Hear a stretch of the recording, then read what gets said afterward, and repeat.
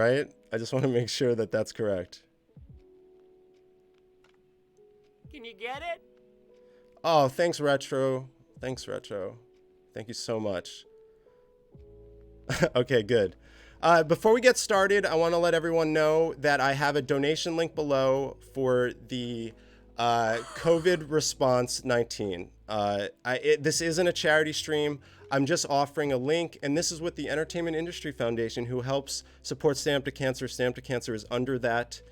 They are sending direct relief to medical services, and also they are, wow, There's someone here. everyone's Where? blown me up here. Thank you for the sub, I don't know. Keep your eye open. Genzo. Thank you, Logan. man. That's my first sub. Oh my God, this is amazing. Thank you, sir. But this is not a charity stream, just offering that link below. They are the foundation that supports Stand Up to Cancer, and we're under them. So I wanted to support their direct relief to COVID. If you have $1, that goes a long way. So I want to thank them for setting up that direct relief for COVID. But before that, after that, I just want to let you know that I'm so happy to have people here, because podcasting means a lot to me, because there's a lot of history to podcasting that relates to just wanting to do another podcast. So I wanted to do a morning gaming podcast every Saturday where we're going to talk about video games. We're going to have interviews on here. Next week, we're going to have our first guest, believe it or not. And I plan on interviewing some really interesting people in the industry, because I do have access to some really cool people that I think would love to come on, and we could learn about things together, whether it's, talking to a streamer or interviewing someone that's a lawyer in the industry. I'm really excited about that. But before we get started, I want to tell you a little bit about me. I was born in Jersey. I'm a Jersey boy. Actually, wasn't born technically in Jersey. I was born in New York, but basically raised in North Jersey. Huge movie buff, gamer. I started playing video games with the Atari 2600. And it was really when the NES came out, though, that my eyes really lit up and was like, wow, video games are special. Like, video games mean a lot to me. So it's just, I was lucky to be a part of a generation. Yes, I'm a little older than you might think, because I've lived through the Atari 2600 all the way to where we are now, with not only console gaming, but PC gaming as a whole. And that's why my love for retro games makes so much sense if you've seen my Twitter before. East Coast represent. Shout out to East Coast. Yes, I'm an East Coast transient in LA. And that's right, I am based in LA, everyone. I worked in the entertainment industry for 13 years on shows. Probably the one that I usually mention the most is, of course, wait a minute. I had Kitchen Nightmares set up here. Here we go. Or Hell's Kitchen. So I worked on reality TV for almost, I would say, 12 years on shows like Kitchen Nightmares, Hell's Kitchen. And I just want to talk quickly about Kitchen Nightmares, because it's really the show that started my career out here. I started working on it as, just like on the logistics side of things. And I was lucky to be a part of the American run of Kitchen Nightmares. I think 5.5, I did 5.5 seasons of Kitchen Nightmares, which was really cool. And the first question you guys are going to ask me is he nice? Is he nice in person? Well, guess what? He is nice. He was so cool with the crew. Of course, he's Gordon Ramsay, so, he doesn't have to like hang around, but he would always be really nice. And I had a couple of moments with him. And I will say that I never worked in food service in my whole life, never. But working on a show like this and watching this guy do what he does taught me a lot about the kitchen industry, about how the back of house works, how the front of house works, without even being a part of the industry. So I do appreciate that. I did work on a lot of other shows. One that a lot of you might know is Ninja Warrior. Now, the story with Ninja Warrior is really cool, because I worked on Ninja Warrior back in the G4 days on season 4, right when NBC was starting to decide they wanted to purchase it. So there was like this G4 NBC, combination. Hey, Geek with that. Thanks for joining in. And it was really an interesting time because it was when Ninja was like becoming big, and it was a hard show to work on, but I really, really enjoyed it. And I made some great friends in this working in this wonderful show. A lot of cool ninjas. But I worked on season 4 and 6. So it was really interesting, like 4 and 6, you know? So, Can you get it? oh, thank you so much. Thank you so much, everybody. With all the hosting geeks and my first sub today by Genzo, who is my mod, my first mod too. Thank you, Genzo, for helping me out with that as well. You did. I probably saw their reel because we used to watch all the reels and the demo tapes and stuff. So that's pretty cool. Okay, so the fast forward. I wanted to be in the gaming industry, so I started to oh, Geek, thank you so much for the bits, man. Oh man, that's really nice of you. 19 bits, my first biddies, actually, I don't know if it's maybe my second round of biddies. I don't remember, but I thank you, sir. That is really sweet of you.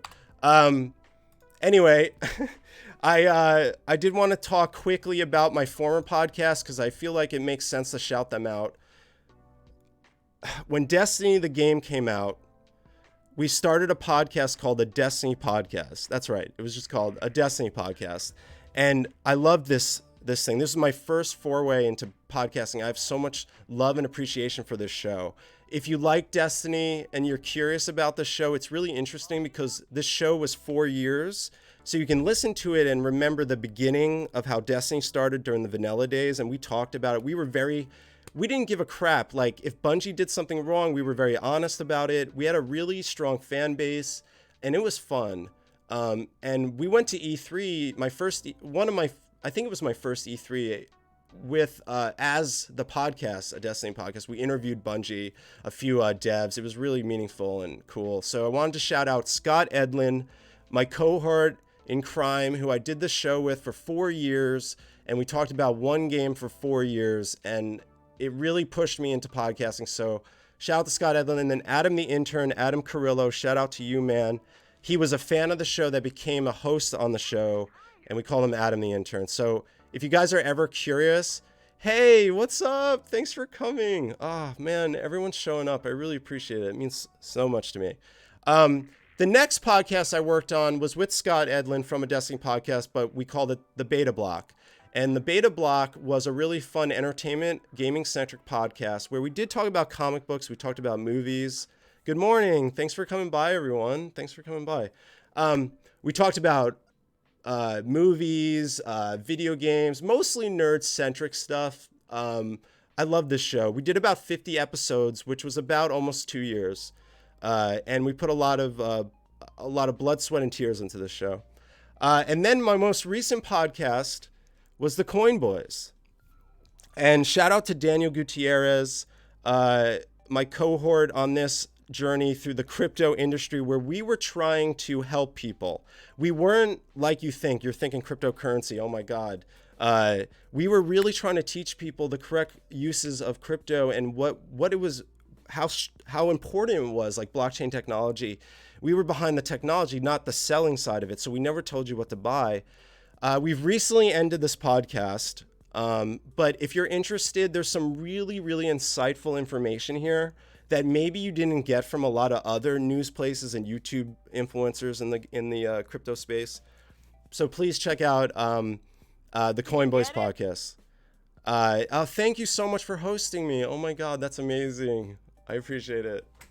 So anyway, that's where it's all come full circle now. And now we have this wonderful podcast called Cafe BTW, which is just going to be a casual morning podcast. But like I said, what's going to be great, and I want to treat you guys and gals, is we're going to do interviews. We're going to have streamers on here. Some of my Twitter friends are going to come on.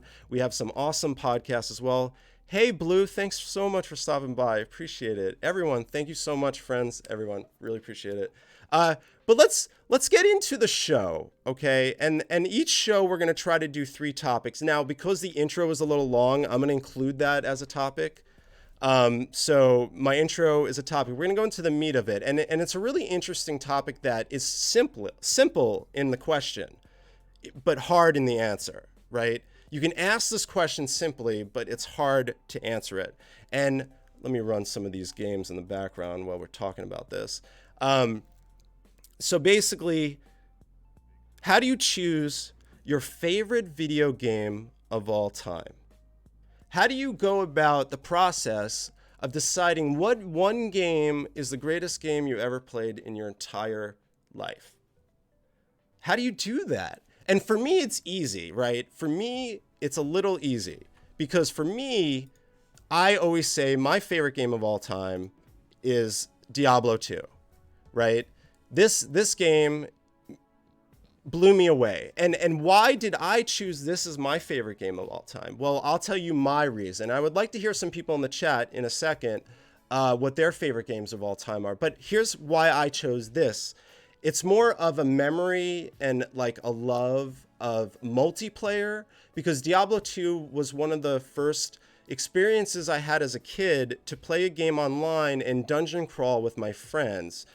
And there was just something like magical about that. And that's where I was like, wow, this gaming stuff is amazing. And this is utterly like super interesting. Like I can dungeon crawl with my friends. And sorry for the wave of hosts. Oh, I love when you host me. Thank you so much. But Diablo 2 was about love, playing with my friends. Not only that, the game itself is one of the best games ever made, in my opinion. I'm sorry. I'm not going to be sorry. I shouldn't be sorry. Thanks everyone for the hosts. Oh my God. Thank you so much, everyone. That means so much to me. Appreciate it.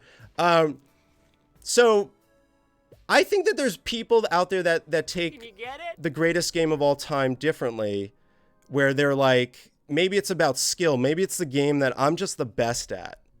Maybe Counter-Strike is your favorite game of all time because you're so good at Counter-Strike.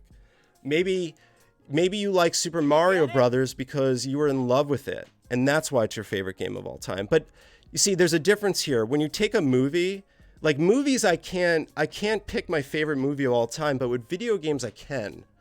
And I just wanted to kind of like, thank you so much, everybody. Everyone's hosting me. Oh my God. Thank you, Genzo. Thank you, Reanimator. Oh my God, thank you so much. Jelly Monkey, great to see you again. Cell Processing. NJP Party, if I said your name wrong, I'm sorry. Ben, thank you so much. Really means a lot to me. But how do you guys choose your favorite video of all time? I want to know, like, how do you guys choose your favorite video game of all time? Hey, Stash, what's up, man? Thanks for stopping by. Thanks for the hosts. Wow, look at all these hosts. Thank you so much, everyone. I am so overwhelmed and flattered that everyone's joining the cafe, by the way. I mean, I got plenty of seats here because we're online. We got plenty of seats in the cafe, and I hope that you guys have some coffee. It's hard to pick just one, but it's easier for me to pick a favorite. That's right. That's how I feel. I can't pick my favorite movie, but I can pick my favorite video game. Like Diablo 2. That's why I have this wonderful montage running. Ew, coffee sucks. Well, you know what? You can have tea in this cafe. We serve tea, Crypto Stash. We do serve tea. I want to hear, can everyone in the chat for me that's here, can you just give me a one line, tell me your favorite video game of all time? Please, try to do it. Try to do it. Can anyone do it? My favorite is Chrono Trigger. Wow. Chrono Trigger is such a great game. It's everything I like about gaming. Great story, compelling characters, great gameplay, amazing music. So Retro, yes. So you have combined everything in that statement. You picked it because it's a great story, it's compelling characters, it's a great game, and it's amazing music. Those are all the categories you need to pick your favorite video game. Geek with that. Fallout 3, probably, I completed it on Windows, Xbox 360, PS3. So many hours, would probably be willing to visit it again. That's amazing. I'm playing Fallout 4 myself right now. Why do you ask impossible questions for the first thing in the morning? Because why not? I mean, we never really talk about the process, Blue, like the process of it. That's all we're talking about here. Final Fantasy VII. And then G-Day. Is that a game? I'm sorry if I don't know that one. Thanks for the follow, Flame. Thank you so much. Appreciate it. I mean, I could pick Diablo 2 right off the bat if someone comes up to me and they're like, Diablo 2. So Kibi says, Phantasy Star Universe, sadly, online, it is not up anymore, but story was amazing and gameplay was even more amazing. That's awesome. Awesome, awesome, awesome. I love this. Thanks so much, guys, for participating. Anyone else have any favorite games of all time? Can you say your favorite game of all time? Blue, why can't you say your favorite game of all time? I guess that's a good question for people that have trouble figuring out how to choose their favorite game of all time. It's really hard to... Teenage Mutant Ninja Turtles. Turtles in Time is a very, very good game. Very classic. Just Dance, does that count as a video game? Absolutely.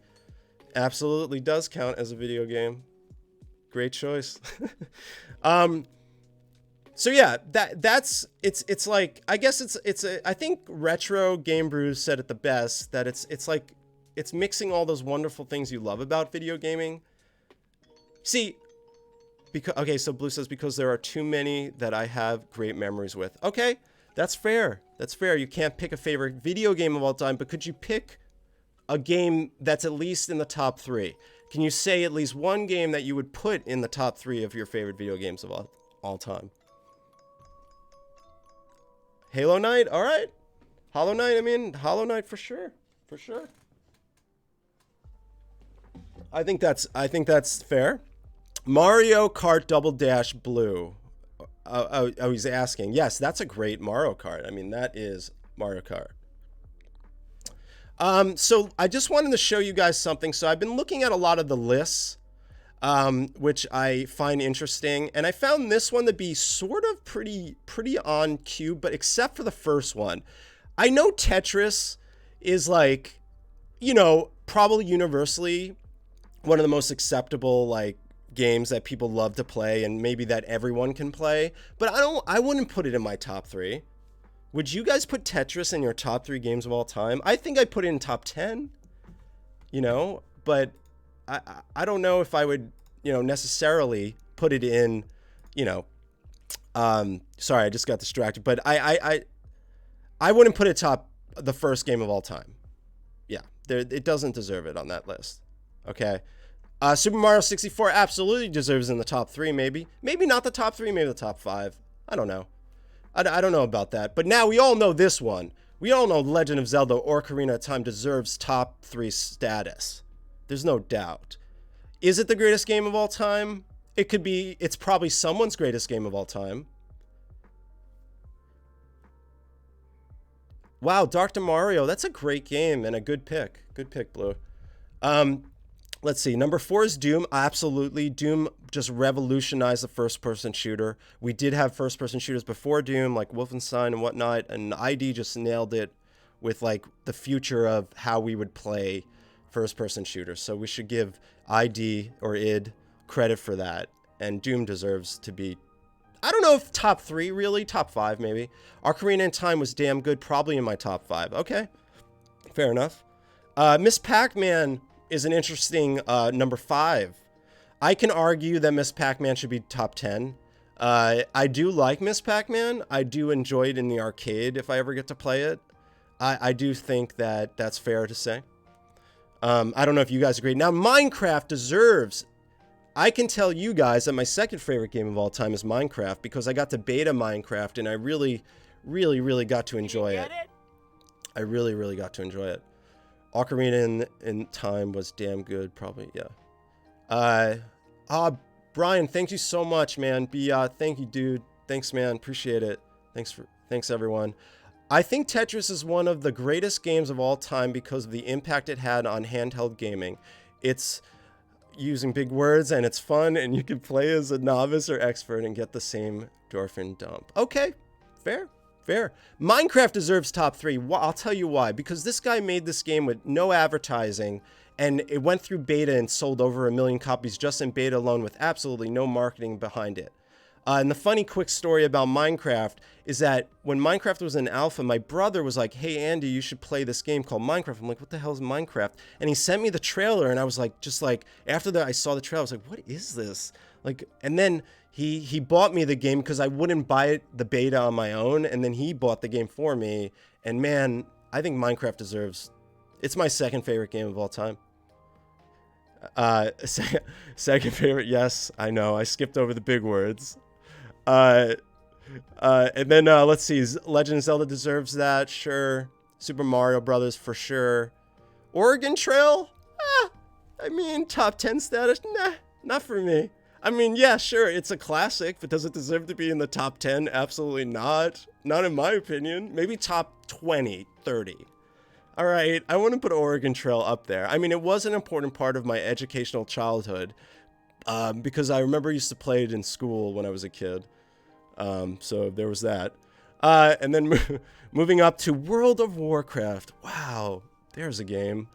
Donkey Kong Country 2, top 3. By far one of the greatest sequels in gaming history. That is correct. You are correct. That is such a good call. Great pick. Great pick. Oregon Trail would be like number 12 for me. Okay. It wouldn't make top 10. All right. Fair enough. So World of Warcraft. I played World of Warcraft in the vanilla days, so I got to experience World of Warcraft. What was interesting back in those days, though, it's like we were paying for the service, and you didn't really pay for gaming services back in those days. And I remember, I don't know, it was like $12.99, and I thought that was like steep, but it was worth it. And nowadays, that's like nothing to people with subscription services. So if you think about it, World of Warcraft deserves, you know, like ahead of time status, like just with like what they were trying to do and what they did, and that the game is still around, obviously. Super Metroid, great game, great pick. And you know, I love Samus. I love all that. Civilization, I guess, should be up there, but I don't really know much about it. I never really played it. And I'm a tycoon management person, and I've never played it. But I guess it would be in people's top 20. Final Fantasy, come on, we all know. So Civ is classic. Yeah, I know. Final Fantasy obviously is on everyone's list, you know, but it doesn't make it to my top 3. That's for sure. SimCity 2000, sure. I wasn't a big fan of it, but I'm sure it can get there. We're going to go to the 20 here on this list. We're going to see where we go. Quake, oh man, what a great game. Just a great follow-up to Doom, and just created just a great kind of, also a whole arena of online, you know, esport. You know, people would just play LAN parties back in the day and do banquet hall like tournaments and stuff. Like it just, and today they're still playing it competitively. There's a great appreciation for Quake. It's not like I played it like religiously or anything, but I do give it like absolute credit for, you know, for what it did. Talking about tycoon games, Roller Coaster Tycoon absolutely deserves that. Yes. Counter-Strike. Well, of course. Now, interesting enough, I played Counter-Strike when it was a mod, so I'm glad I got to experience it before it was even like a full-on like game. And there's a game that just keeps on giving to the competitive community of gaming. This game is surviving and getting stronger, and the esports community is stronger than ever. I don't know how the viewership is. I mean, I know if you're good at Counter-Strike, then you're darn good. And I guess Grand Theft Auto 3 deserves it. I wouldn't put Grand Theft Auto 3 in top 10. I think it was revolutionized a lot of video games, but I don't think it deserves like top 10. Let's see. Half-Life 2 deserves top 5 for me. I think this is too high. Do you guys agree? Should Half-Life 2 be at 17? I don't know about that one.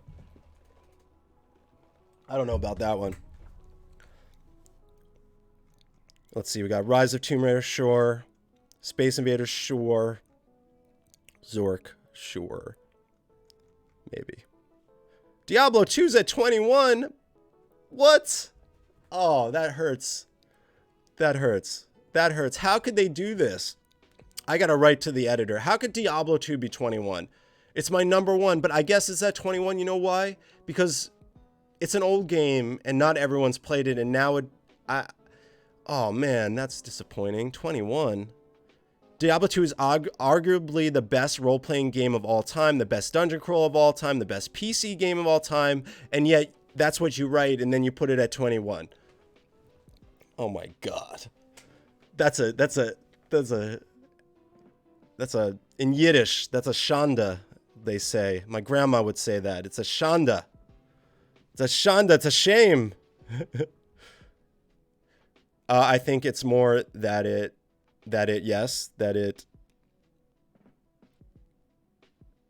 Nerd Rage is strong with Andy when I see Diablo 2 at 21. Oh well. I guess that hurts. GoldenEye, sure. GoldenEye could be top 10 in some people's lists. So that's it. Oy vey. Oy vey is me. I did want to say that, it was always something I wanted to talk about. I was always like, how do you go about picking the greatest game of all time, And I feel like gamers know what their greatest game of all time is. And, I'm a movie buff. I studied film. I went to film school. And I still can't pick my favorite movie of all time. Can I give you, like, my top 5? Sure. But the way I measure movies is by directors. I kind of pick my favorite directors. And I'm like, I love this director. I love what this movie, as opposed to saying I love this movie only. I can't do it with movies. And I'm sure, I think some other people agreed that might be true, where we can select a video game, but we can't pick a movie as easily. Well, that does it for that. And we're gonna move into our last topic, which is about retro collecting. I didn't know. I just pulled up a bunch of images of retro collecting. As you know, retro collecting is a huge part of my life. It's actually, let's go to Imager. We'll go through some retro collecting on Imager. Do some Imager. Dun, dun, dun, dun. So pretty much, retro collecting is become so big in the video game industry. I feel like that it's the next big collectible. But now, and this is the first time we're going to talk about the virus today. And I'm going to talk about it in a light where it goes to collecting things. I was watching Kevin Smith's podcast, Fat Man Beyond, which is a fantastic podcast if you like kind of nerddom, if you like that kind of world. Kevin Smith is a great ambassador for that world. I recommend Fat Man Beyond, 100%. Hold on one second, Stash. I will answer that. Let me just finish this thought. And he was saying how comic books are going to die. Potentially, the idea of going to the comic book store, buying comics could die potentially because of the virus once we get out of it. Once we get out of this, and that's scary to me. And I think that could be true. And now, how is that going to affect retro video games? Now, I don't think we're going to be affected like comic books will. Even though comic books are bought on eBay too, I feel like there's a huge surplus of retro collectors that don't really source as much physically anymore, where we're buying video games digitally through eBay, OfferUp, or stuff like that. Let me answer a question. How do you feel about kids collecting this stuff and never experienced it in the first place? Well, there's two sides to that. I mean, if they're collecting it and playing it, that's great. We want our newer generations to understand the history of video games because this is becoming an older genre now. I mean, we've been around video games for over 30 years. And now, right here on Twitch, thanks, Nightbot. I don't know why it's saying that, but thanks, buddy. I might got to fix that. But what I'm saying is that Geek with that, comic book stores were already on the bubble. They are on the bubble. You're correct. But now, unfortunately, this might push us over on comic books. And I love comic books. I'm a huge fan of comic books. But yeah, retro collecting is booming. And I think after this is all said and done, that retro collecting is going to still be strong. And I think that Stash, if you're collecting retro video games and not playing them and not knowing what the hell you're collecting, then why are you collecting in the first place? That doesn't make any sense to me. I never had a Genesis growing up, but I love to collect for it and play it. Okay, but you play it now, correct? You play it now, so you're collecting. Listen, I'll tell you this, Stash. One of the most genuine communities I've ever seen on social media is the retro Twitter community. And most of those people are posting genuine love of their retro games. And that's a shout out to the whole retro community that I know and love, so they are with feeling on their posts. And everyone I see tweeting, it looks like they love it. I don't see people tweeting just to get likes on retro video games. I'm obviously there's a few, but I wouldn't go as far as to say that if you're collecting video games and you're not playing the games you're collecting, then it's kind of weird. Well, yeah, but that goes with any medium, though. You follow the correct people. Every medium has issues on social media. I mean, it's just, I think that I'm really impressed by the retro community, though. And that's aside from the gaming community. The retro community is different from like the general gaming community. Yes, we're all playing new games like Animal Crossing and stuff, but we like to talk about retro games and appreciate the nostalgia. And we're all pretty much around the same ages, I've noticed. Probably. I wish I would have collected retro items, but I would probably be drowned under it all in a small New York City apartment. Yeah, it can get a little overwhelming because it's tangible items. I have a very, very unique collection, very small collection. But I like to say this: if you lost your video games when you were a kid and you threw them out, your mom threw them out when you were in college, you just say to yourself, I want to recollect my childhood. And that's what I'm doing. I'm just recollecting the games I remembered and loved.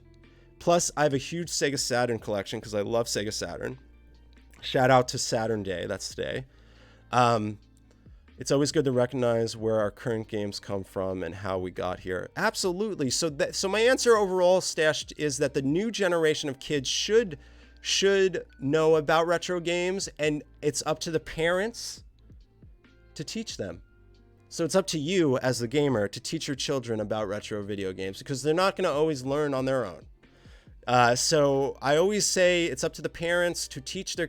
Listen, I don't have kids, but I think it makes logical sense if the parents at least... Like when and if I have children, I will say, hey, do you want to check out my Sega Saturn collection? Let me tell you about the Sega Genesis and how your dad loved video games. They're going to love that. And that's how you'll get your kids into retro games. Now, I do a show on Friday nights that's private. We talk about video games with a group of people. And there's a kid in there that's 13 and knows more about retro games than a lot of retro collectors I know. And it's because he takes the initiative to play. And he told me why is because him and his dad used to play PlayStation together. And he started to like really look back at what his dad played. So to keep that in mind, that it's important for the parents, obviously, to teach your kids about the history of video games. And I think it's absolutely important. And we're going to come out of this virus and the gaming industry is going to be looked at completely differently. And you know why? Because right now, the gaming industry is doing so much good for COVID-19 with all the freaking charity they're doing. And again, just a reminder, there's a charity link below to donation relief for COVID on medical services and also helping the entertainment industry because they're out of work. It's under the Entertainment Industry Foundation. If you want to donate, I know money is tight. $1 goes a long way. Links below, just to remind everyone. I just let my brother borrow my NES Mini to play with my 5-year-old nephew during quarantine. That is great. This is the perfect time to teach your kids about video games. You got all the time in the world, and it's a way to get together and play, and even play with your friends right now. Art and artists are keeping us sane right now in quarantine. Video games are at art. Video games are proving to be an important industry. You know, they would always get crapped on when there would be violence in schools. Oh, it's video games. Bullshit. Video games is outstanding right now. Not only is it helping people social distance, it is helping people get their minds off of what's happening out there. It's keeping people together. There's online tournaments doing prize pool. American Red Cross donated $300,000 in a prize pool for COVID relief. Or there was a prize pool for American Red Cross COVID relief. Like, that's fantastic stuff, everyone. That's fantastic stuff. Art and artists are keeping us sane right now in quarantine. It's absolutely 100% true. It's obviously I'm passionate about video games. You could tell, and and this is a good example of what I'm going to bring to the table every Saturday. We're going to talk about some simple things in gaming that become bigger conversations, like picking your favorite video game of all time. That's a bigger conversation. Retro gaming right now has, all these implementations to have an important conversation about how are things going to change for retro collecting after we get out of this. And I think it's going to survive. I think that with online eBay and the big support that all these